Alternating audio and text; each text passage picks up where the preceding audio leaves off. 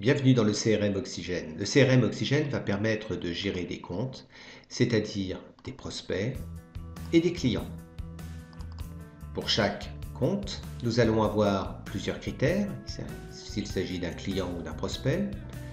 Il sera classifié dans des familles, sous-familles, secteurs, intérêts, l'origine du contact, si le compte est actif ou non, le motif de plainte, l'adresse de facturation, les contacts, on peut gérer le contact avec un ensemble d'informations, on peut envoyer directement un mail, donc il s'agit d'une action, on va voir ça un petit peu plus tard dans la présentation. On a accès également à l'historique, c'est-à-dire les actions qui ont été entreprises pour ce contact. Un petit bloc-notes pour indiquer un commentaire, un tableau de bord concernant les ventes et un accès direct sur les devis, les commandes, les BL et les factures. Ici, on a la liste des factures du client bonne. Des critères étendus, ce qui va permettre de classer le compte suivant des familles, sous-familles, secteurs et intérêts, et des informations complémentaires que vous allez vous-même définir, c'est-à-dire mettre votre propre vocabulaire et indiquer s'il y a une saisie ou non obligatoire lorsque l'on crée un compte.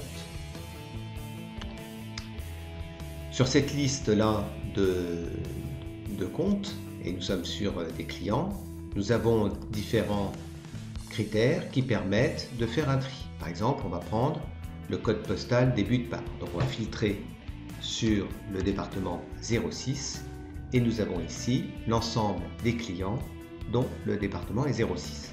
On peut exporter sur la carte. Nous travaillons alors avec Google Maps. On peut changer les icônes, donc c'est vous qui décidez.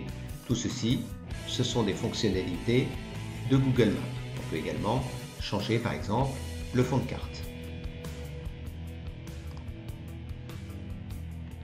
Alors le CRM Oxygène permet de structurer sa démarche commerciale, tout simplement en réalisant des actions. Donc ici on a un historique d'actions, on peut reprendre notre client au bonheur du bois et ici on a les actions du client. Pour en créer une, c'est extrêmement simple. On va indiquer le type d'action. Par exemple, on va faire un rendez-vous. On va indiquer l'heure de rendez-vous, par exemple 10 heures, et la durée qui est prédéterminée dans la fiche action. Donc ici, on a le détail. On peut le modifier directement ici. Par exemple, le rendez-vous, on le met à 16 heures finalement. On a ici également un calendrier que l'on peut bouger. Des informations complémentaires, pareil, vous les définissez vous-même, ce sont des critères libres, c'est votre propre vocabulaire que vous allez intégrer dans le logiciel. Et ici, des informations diverses, notamment cette action concerne, et on va choisir par exemple un article, des ampoules infrarouges, vente, famille, etc. Ce qui va permettre derrière de faire de l'emailing avec des filtres sur les comptes. On va valider cette action et on ressort. Grâce à la saisie de toutes ces actions, bien évidemment, nous avons des statistiques. Par exemple, par type d'action, on va prendre sur l'année et nous obtenons des statistiques, donc type d'action avec un camembert et également un historique. Alors le CRM Oxygène va plus loin puisqu'il permet de gérer des actions multi-cibles. Donc on va prendre par exemple le lancement d'une nouvelle gamme et on va filtrer sur différents critères. Donc ici les familles, sous-familles, secteurs, intérêts, les contacts, les familles, sous-familles, secteurs, etc. Et on va ainsi créer une cible